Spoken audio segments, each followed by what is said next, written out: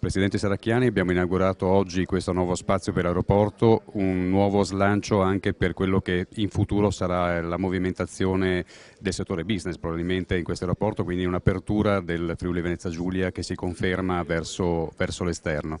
Beh, questo è sicuramente un primo importante passo in avanti per migliorare le condizioni dello scalo, ma anche e soprattutto per fare un investimento nel futuro.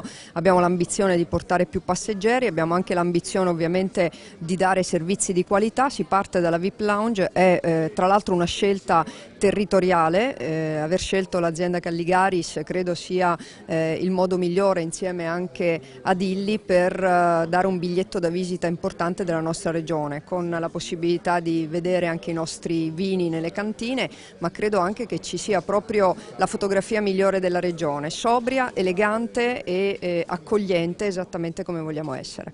Allora, apriamo oggi la sala lounge, anche diciamo che è un primo passo, un ulteriore passo per l'internazionalizzazione dell'aeroporto.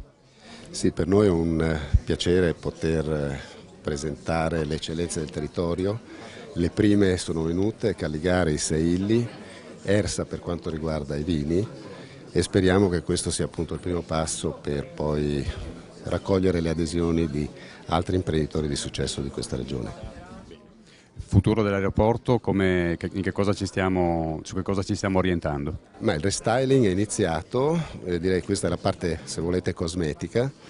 Partiranno i lavori fra un mese per l'area partenze, faremo l'area partenze nuova con il duty free nuovo e la ristorazione anche verrà attualizzata, e poi direi la cosa importantissima è il polo intermodale, i cui lavori inizieranno a metà estate.